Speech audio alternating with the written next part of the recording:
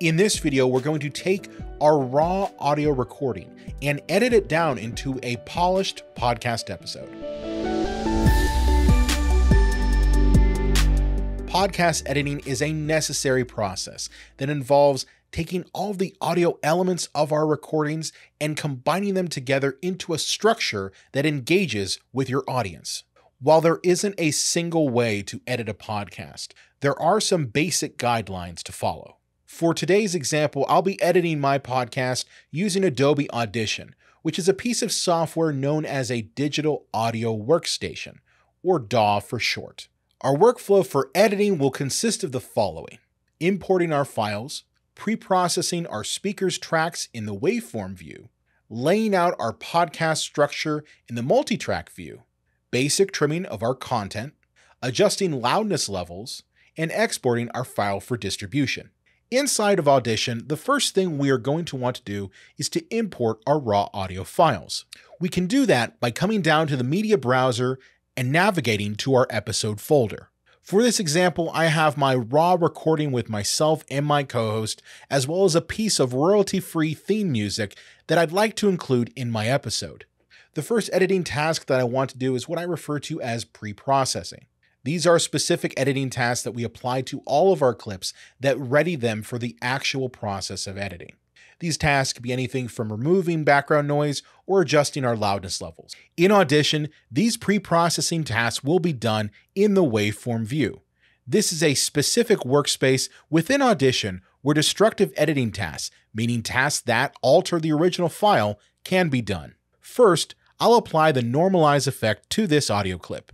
This effect will raise the audio level across our audio file to a set level. For this example, I'll set it to -3 dB.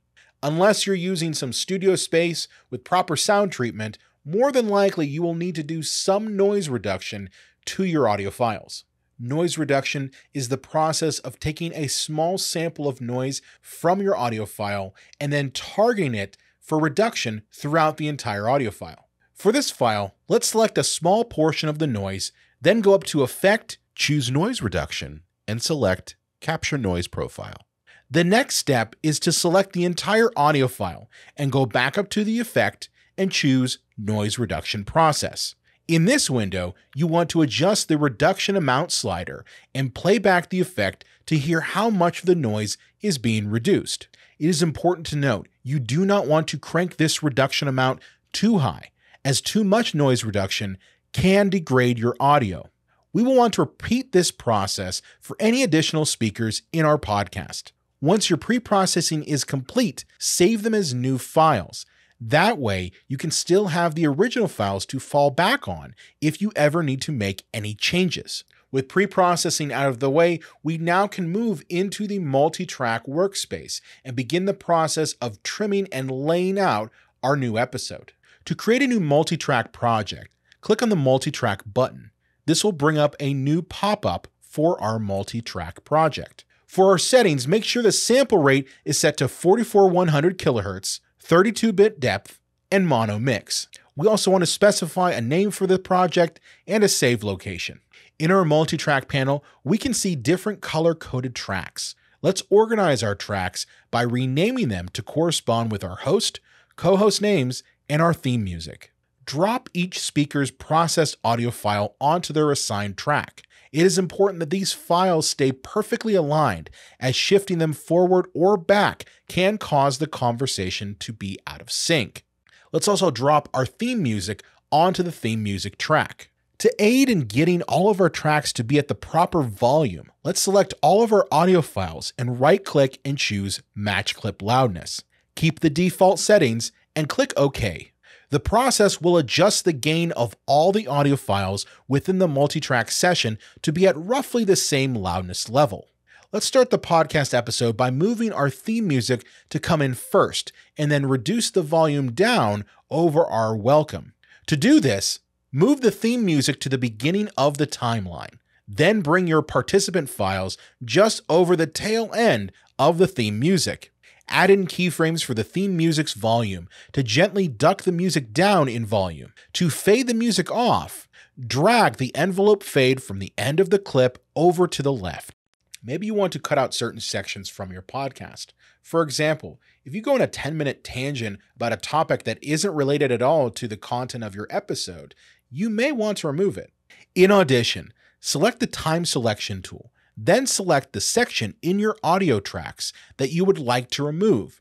Remember that to keep all speakers in the podcast in sync, we need to apply this to all tracks with speakers. Right-click on the selection and choose Ripple Delete, Time Selection in all tracks. I'm also going to use this same method to add an episode teaser right at the beginning of my episode.